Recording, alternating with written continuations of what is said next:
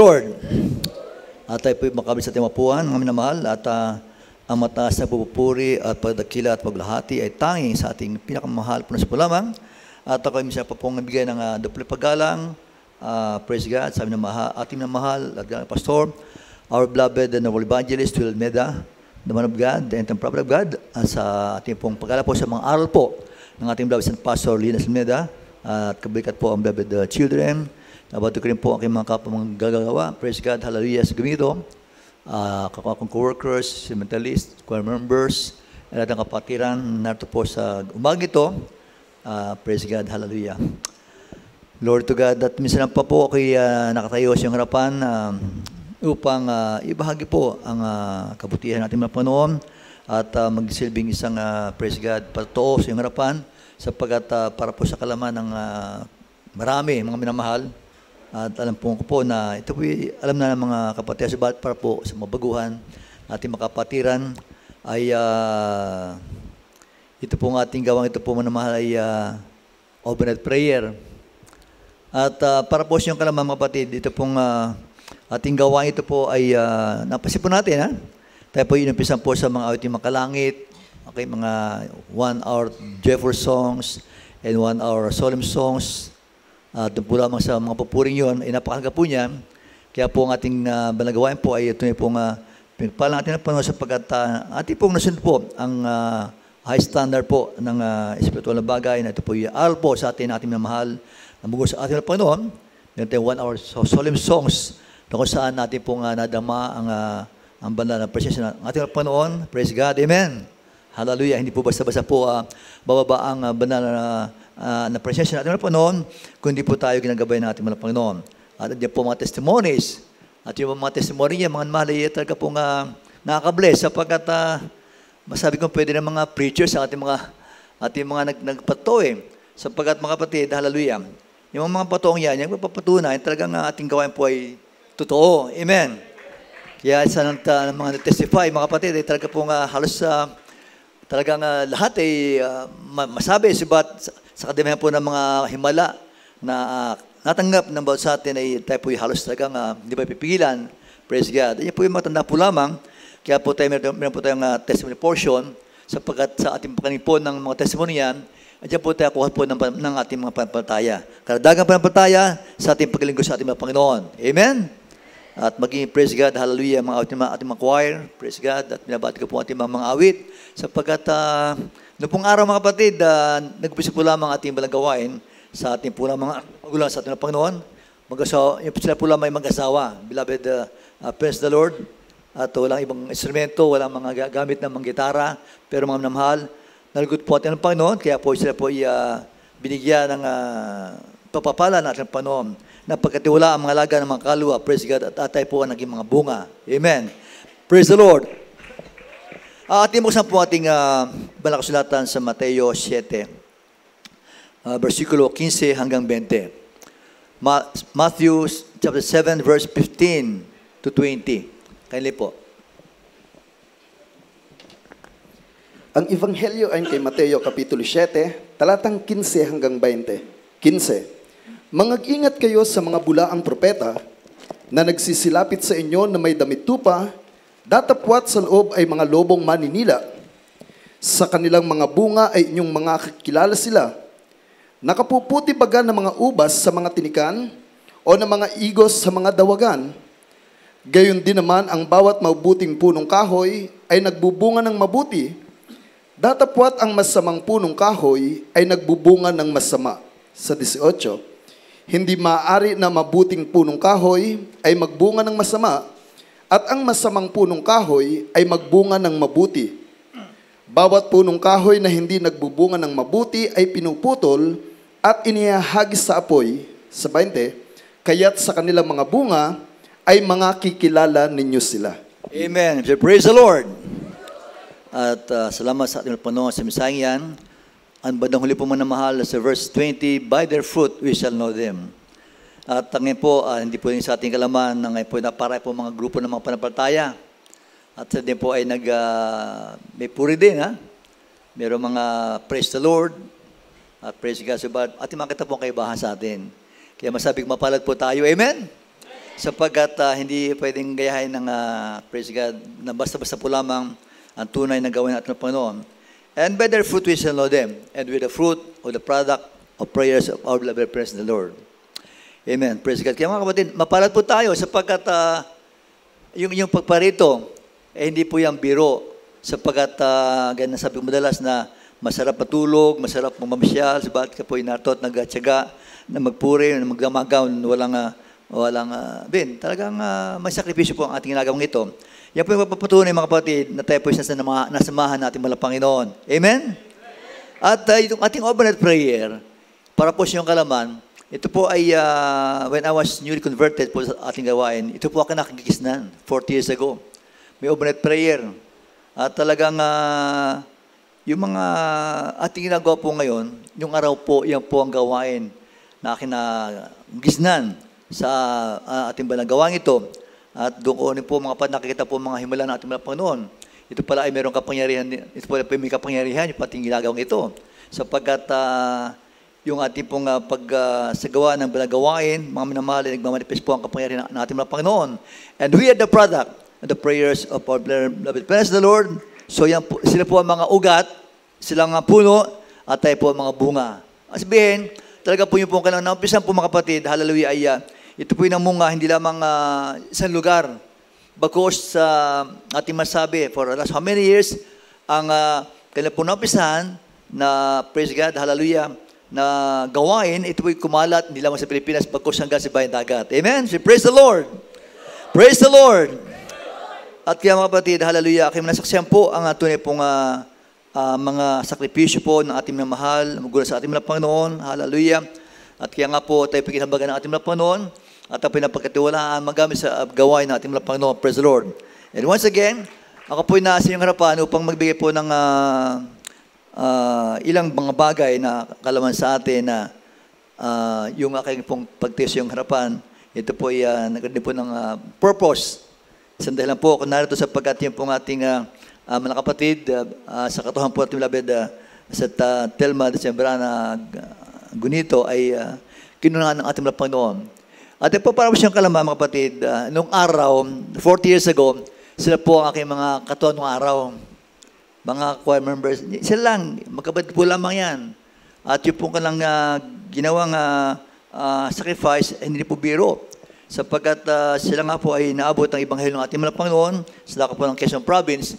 At every time po na ako po galing sa Manila, ay akin pong nadala po ang Ebanghelyo, nadala po mga testimony po, aking mga tututunan po sa ating balang gawain, doon sa dako ng Quezon. At yun po mga yan po ang mga masigasig. At marali, hindi po rin kasi yung kalaman, mga minamahal kapatid, hallelujah, na sila po ay talagang walang bahay-sambahan, walang kusa sila abutin. At kaya po tindaan mga kapatid, hallelujah po mga aral ng ating banal iglesia, at kaya po sunod. Wala silang gamit na instrumento roon. Sabat sila po kahit ng bose papunta roon at parinit paroon, pero mga kapatid, nalugod ang ating mga Panginoon. Amen? Kaya mga kapatid, sa ating pinagawain, grabe po ang manifestation ng ating mga Panginoon sapagkat doon nga po ay naituro po sa atin ang 100% ang kalooban natin mga Panginoon.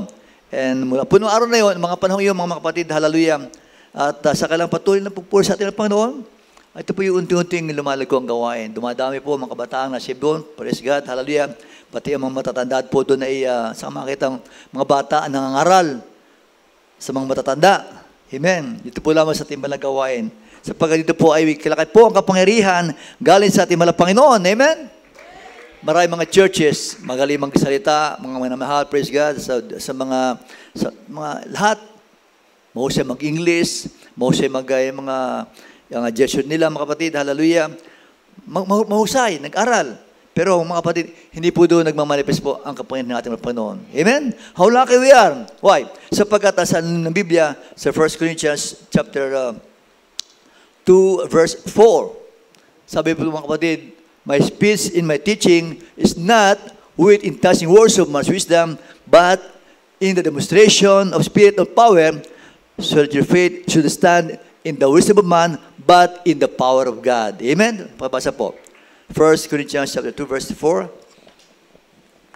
Dito po tayo sa unang mga taga-Korinto, Kapitulo 2, talatang 4. At ang aking pananalita at ang aking pangangaral ay hindi sa mga salitang panghikayat ng karunungan, kundi sa pagtuon ng Espiritu Santo at ng kapangyarihan.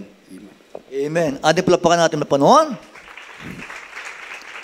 Ito po yung aking pong naging nasabi sapagkat ito po ay para ating mabigyan, ating po ma-appreciate po ang kapangyarihan ng ating palapakan sa ating mga mangaral, sa ating mga gawang ito. Hindi po, halos ang ating po mga mangaral dito po ay hindi po mga professional. Pero mga kapatid, ang mga dumadalo po sa ating mga gawain ay mataas po mga taas ng aral. Amen? Kaya ating makikita mga kapatid, yung pong turo sa atin, na magulo sa ating Panginoon, ay tayo po naging bunga. Ating nasunod po, mga kapatid, hallelujah, yung pong ating mangaral, yung pong pag-ayunot at mahabang pagpupuri. Kaya kumikilos po at nagmamanifest po ang kapangyarihan sa ating banal gawain. Praise the Lord. At tayo po malik po kay Sister Telma. At dumating po ang punto na siya po ay kinuhaan natin mga Panginoon. Ang kanya pong pag-uwi sa piling natin po ay may pong layunin, marahil. At po natin sa ating buhay, sa Biblia, sa Hebrews 9:27, for it is appointed unto man once to die, and after this, a judgment. Lahat po tayo po ay dating po sa kamatayan. Amen? Wala exempted. Wala pinipiling tao, wala pinipiling profesyon, bata, matanda, dati sa kamatayan. Ito po ay appointed. Sapagkat mga kapatid, tagang kuntusin ay, kaya pong lagi na magbanggit na kuntusin, mas una kami dapat mamatayin. At minsan pang ating pong lahanin po mga kapatid sa araw pong ito po ay September 8 na. At ngayon po, sa mga panahon po ito, ang ating pong namahaga na pastor, sa po namin kasama mga pre-wars po, ano po sa Talipaw, mga panahon ito. Dapat doon pa kami namatay. Di po ba? Pero hindi pa po yun ang layo natin ating mga Panginoon. Sapagkat mayroon pa pong misyon na dapat gampanan po at ipapatuloy po ang Talipaw Peace Mission. At ito po mga kapatid ay hindi po rin sa ating kalaman na ang ating mga pastor po ay nagtungo po sa Abu Sayyaf upang ipangalibanghelyo at upang ipanlangin ng mga hostages upang makalaya. At lahat po yan ay hindi po rin sa atin. Lahat po yan po ay naganap at nasunod po. Praise God, hallelujah. Nakalaya po mga hostages. Praise the Lord. Praise the Lord. Kaya mga kapatid, yan po mga himalang yan, huwag po natin kakalimutan sapagkat yan po magsilbi po nga kalakasan sa ating mga panampalataya, dumating po sa ating mga pagsubok, ating laging kontrahin yan ng satanan Diyos. Ating pong kontrahin niya, mga namahal, sa mga testimony po, natin po nakinig po sa ating mga gawain. Ang GMC po mga kapatid, ay ito po yung ating ginagawa dito mga kapatid, take note ito po parang ating training ground po lamang. Sapat po, ang lahat ng mga preachers sa mga gawang ito, ay dati po mga nakapo dyan, tagapalakpak, naging choir members, at ngayon po mga kapatid, yung po mga nung araw, yung mga choir members, yung mga kapatiran, ano na po sa iba't ibang probinsya, ano na po ngayon sa iba't ibang bansa, at sila po ang ginagamit ng ating mahal na Panginoon. Amen? Sapagkat yung bunga, imagine, yung ating mga station, mga kapatid, sa ibang bansa, hindi po ito biro. Yung nakakasin po doon, ay hindi po yung mga not will train yun, ng mga preachers, pero sila po ay kinabagan ng ating mahal na Panginoon, nadala po ang sila sa ibang bansa, at doon po ginagamit natin mga Panginoon. What they have learned from the main church, ito po na ni-apply, at ngayon mga kapatid, magulat po kayo. Hindi po lang sa iyong kalaman. Hallelujah. At talaga po ang ating panagawa, man na mahal, anong una po, doon sa iba't ibang bansa, hindi po mga workers. Mga members din po mga kapatid. And someday, some of you will magagamit din sa ibang lugar. Kaya ito pong ating gawa, ito man mahal, Ever Station, ito po ay training center. Amen? Hindi ba pasin? Ito pong ating gawain ay dito po nagmamanifest po ang kapuyan ng ating Panginoon. This also market of miracles. Ang JMC po ay market of miracles. Lahat po tayo may mga himala, di po ba? So sabi nga, kung gusto mo mamili, manguha ng mga, praise God, ng mga iba't ibang himala, pumunta ka sa JMC. Dumakinig ang iba't ibang himala ng ating mga Panginoon. Amen? Ating palapakan ng ating mga Panginoon. Ang JMC po ay spiritual training center. Ito po ay naging training center po ng mga instrumentalist. Lalo mo sila alam, di po ba? Pero ngayon, magigagitara ang ating mga kabataan. Amen? Kaya ating pahalagahan yan. Isang papalayan, Dati wala tayong alam, di ba? Pero ngayon, ang galing nyo tumugtog. So, ito pong ating gawin, ito yung training center. Yung ating mga awit, hindi man tayo maganda ng mga boses. Di ba? Dahil sa mga ating inaawit sa ating mga gawain, unti-unti tayong gumagaling. Amen? Amen? Kaya, nung araw mga kapatid, ang ating choir, kunti po lamang. Pero ngayon, alam po ninyo, nung araw, ako yung bagong para sa ating gawain, itong corona ito pong Sunday. Ito pong Sunday service, ganitong karami po. Marami na po ito, nung araw. Yung ating choir, marami po yun. Pero ngayon, overnight prayer, marami na. Dito pa lang to. Ilang station meron tayo? Napakarami. Kaya, praise the Lord! Yung po mga kapatid, hallelujah. Kaya nga, dahil po tayo ay gagamitin ng ating mga panoon. Hindi po lamang kami, mga skating po. At sa ating pong, sa ating gawain, dito tayo natututo ang dapat ating gawin upang magsagawa ng mga bagay na spiritual. At ito rin po mga kapatid, ang sabi kong place of a powerhouse. Ito yung powerhouse. Hindi po ito basta-basta kapatid. Sabi nga po natin ating beloved Bishop Samuel Smith, he's been to other countries, many countries po napuntahan niya, pero he never seen a church like this. Amen? Imagine, veteranong evangelist yun, pero wala siya nakitang gaya ng ating balagawain. Kaya lagi siyang kumari, lagi siyang sa ating mga balagawain, sabat dito po siya na-revive. Amen? Kaya mga kapatid, hindi po basta-basta ating balagawain. Amen? This is the powerhouse. Powerhouse. Bakit powerhouse? Ay, dito po, kumikilos po ang kapangyarihan ng ating Panginoon. Sa pag-awit ng mga choir, mababa po ang banal na presensya ng ating Panginoon. Yun po ang Holy Spirit. Ano sabi na Acts 1:8? And He shall receive power after that the Holy Ghost is come upon you. And Ye shall be witnesses unto me, both in Jerusalem, Judea, Samaria, and to the uttermost part of the earth. Pakibasa pa mga kapatid. Para malaman po ninyo, mga kapatid, na ito po ay training ground natin. Ito po ang ating spiritual, ang ating powerhouse. Kaya gawin po mga kapatid, hallelujah, tutuloy po tayo pinagpahal ng ating mga Panginoon. Amen. Dito po tayo sa mga gawa ng mga apostol, Kapitulo 1, talatang 8. Datapwa tatanggapin ninyo ang kapangyarihan pagdating sa inyo ng Espiritu Santo at kayo magiging mga saksi ko sa Jerusalem at sa buong Judea at Samaria at hanggang sa kahuli-hulihang hangganan ng lupa. Amen. Amen. And He shall receive power. Di ba? Power ang ating natanggap sa ating mga gawain from God. Kaya ang ating mga kapatiran, ating mga praise God, hallelujah, ating mga kapatiran na napunta sa ibang lugar, mga kapatid, dala po ang kapangyarihan galing dito, at doon po sila ginagamit natin mga Panginoon. Those are the proof.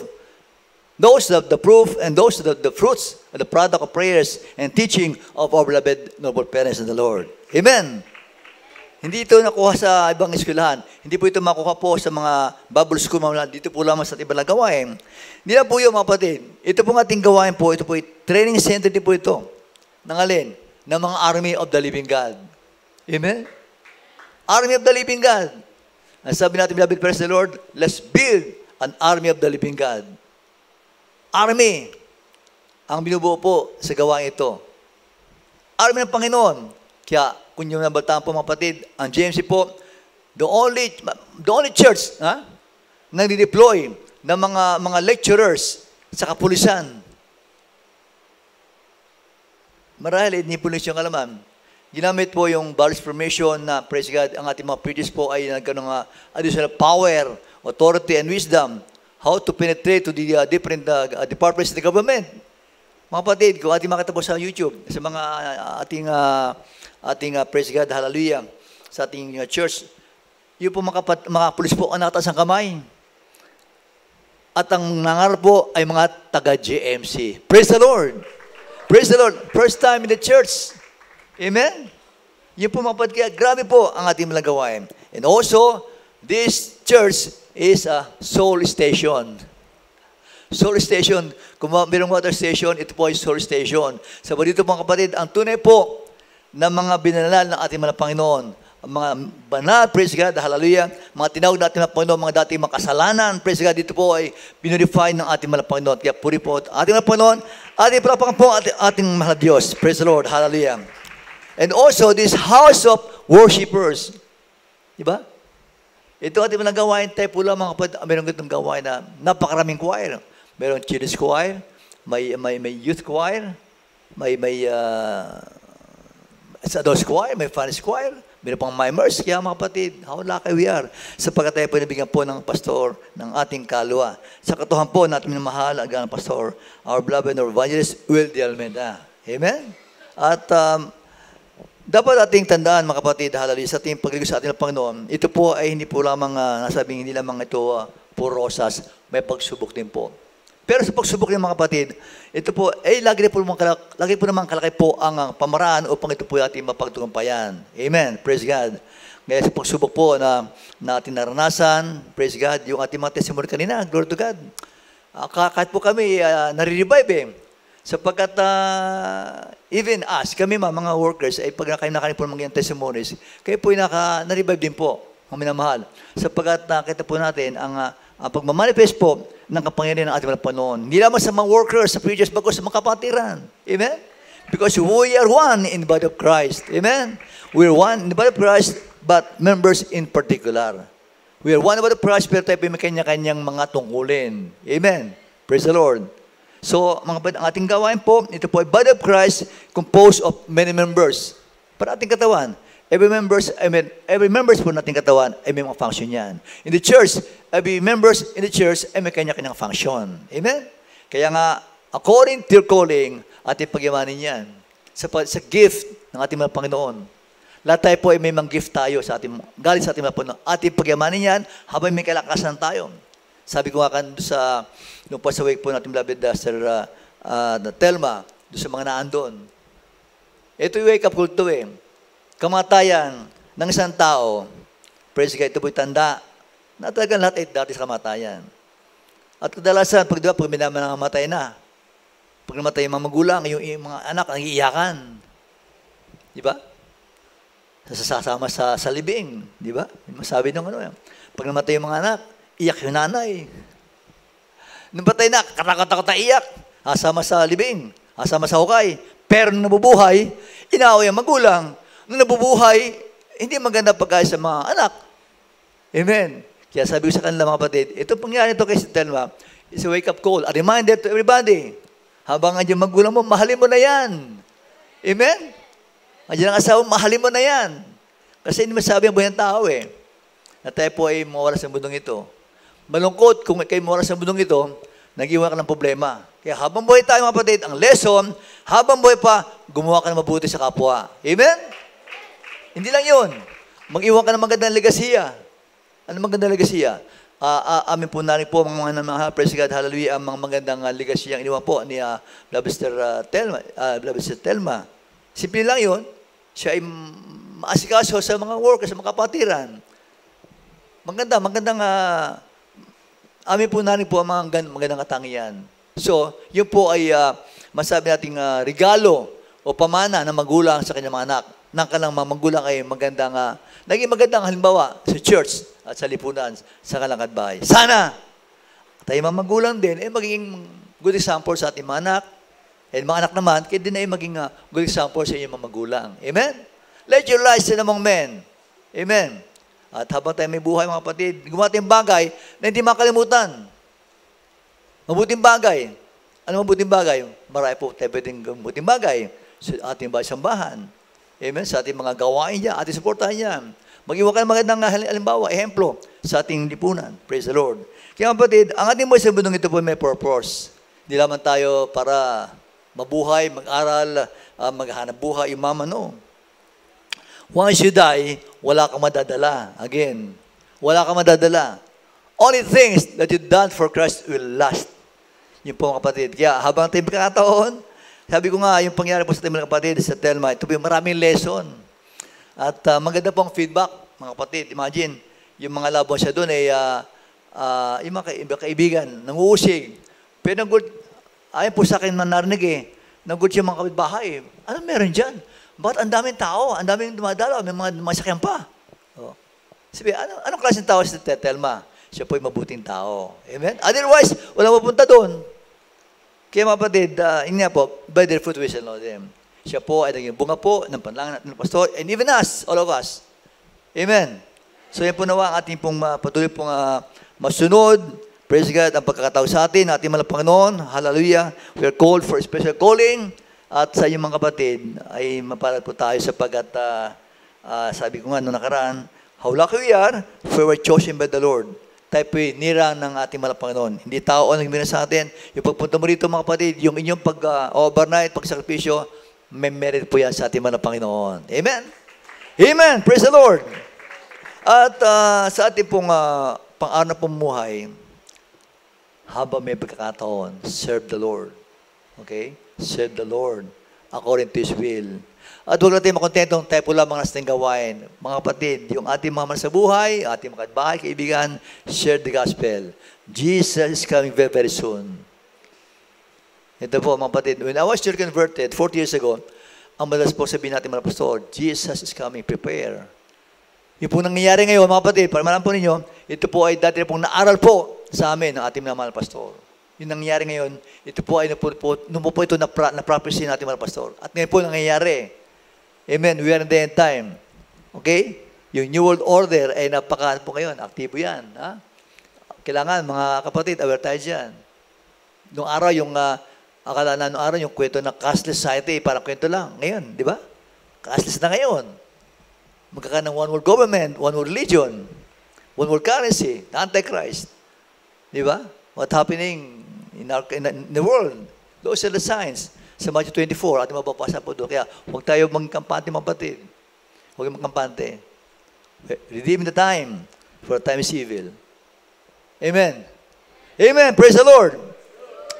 Kaya mga kapatid, sa aking pong pagparito po, ako yung babasama sa ating Panginoon. At sa church po, mga kapatid, ay kami po, iba't iba po ang aming mga gift, ano?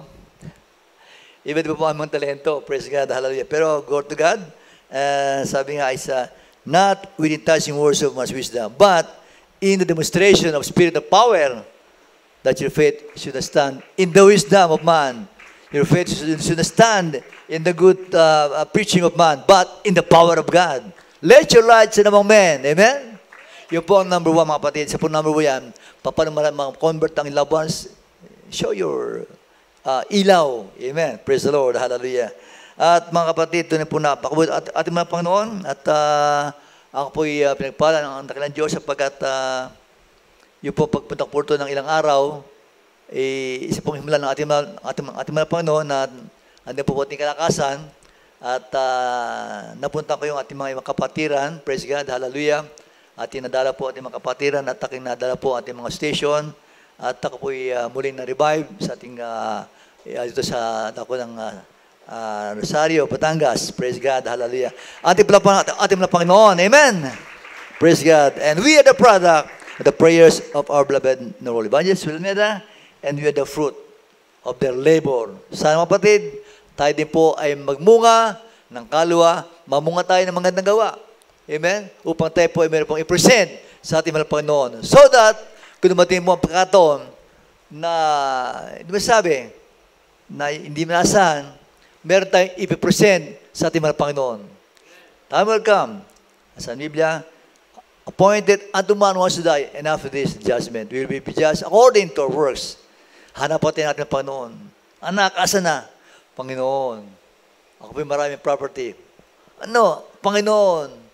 Asa na anak? Ako, Panginoon, magaling po ako. No, asa na? Panginoon, ang dami kong talento. Hindi. Where are the soul? We're saved in this church to win souls for Christ. Amen? Meron po tayong calling, special calling. Okay? Not only to believe, not only to attend the service, not only to worship the Lord, not only to give your tithes and offering, holy life. No. We are required, we are commanded to go. To preach the gospel, go. To teach all nations and preach the gospel. Tayo po inaasahan natin mga Panginoon. Kung may mga talento kayo, ngayon na po, Jesus coming very soon. Dumating mapagkataon, meron tayong i-present sa ating mga Panginoon. Yung mga gadget nyo, mga kapatid, gamitin nyo yan. Share the gospel. Gawin yung baw. A day. Minimum 20. Ipasa nyo. Yung ating mga gawain. Ipasa nyo yung talipaw, peace mission. Di ba? Yung mga labas nyo, hindi maabot ng mamapuntahan nyo. Gamitin yung gadget. Share the gospel. Share the testimonies. Yun. Yun po ang gawin nyo, mga kapatid. This is my suggestion from my heart. From teaching from the Lord. To remind all the brethren. Okay? If you spend time, alam mo, mga TikTok na yan, mga kapatid, share the gospel. What you've heard, what you've seen, your experience, share it to your loved ones, share it to your friends. Amen? Let them know that there's God in this ministry. Amen? Ng ating mga pastor ay tunay na man of God. Praise God. Hallelujah. Huwag tayong manahimik. Huwag tayong maging, tamad. Normal yun. Pero mga kapatid, ating sikapin. Habang may kalakasan. Pag humiga ka na, wala na. Kaya praise the Lord. Hallelujah sa mga kapatiran na nag-umating ngayon sa ating overnight prayer. Mga minamahal, pagpalagyan natin mga Panginoon. Ating palapakan natin ng Panginoon. Praise the Lord. Hallelujah. At meron po tayong programa sa YouTube, yung ating programa, okay? To know more about the church, to know more about what's happening in the ministry, yun po ating panoorin po ang ating mga balagawain. Amen. Praise the Lord. So praise the Lord. At mga kapatid, kahit tambakan ko ng mga good words, mga kapatid, this is my last word. Okay? What you've learned from the church, hear the voice of God, read your Bible, obey your parents in the Lord, and do your duty as a member, as a instrumentalist, as a member in the church. Gampanan po natin at nagkulin bilang isang tinawag ng ating Panginoon, bilang Kristiyano, bilang anak ng ating Panginoon, tawag man ng buhay ng hanggan. Amen. Sabi nga ni ex-President John Kennedy, don't think and ask what the country can do for you. Think and ask what you can do for the country. Sa ating pong batid, don't think and ask what the church can do for you, but think and ask what you can do for the church. Amen? For God, for the brethren, for the church. Amen. Yun po ating gawin. Amen. Praise the Lord.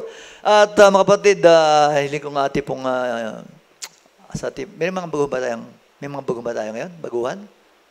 Kung wala po mga kapatid, dati pong tayo po tumayo at ating pong awitin po ang awitin ito at ating pong ialay sa ating mga Panginoon ng awitin ito to sa ating puso, ating madama kanyang banal presensya bilang pasalamat mga kapatid sa buhay na walang hanggan na ating po nakamit sa banal ministeryo ito. Praise the Lord. Hallelujah. At ating pong bulay-bulayan po ang kabuti natin ng ating mga Panginoon. Asa kaya tayo? Kung wala tayo sa ating mga Panginoon, asa kaya tayo? Kung tayo walang pastor na dalangin sa atin, magagawin sa atin. Kaya ating palagaan ang pagkatao sa atin bilang mga tinawag sa balagawan ito ng Jesus Mercy International Ministry. Awiting, okay, ating pong bulay-bulayan po ang awiting ito manamahal. Ating pong ipabot, ating pasalamat sa ating mga Panginoon, ating dami ng kanyang banal presensya.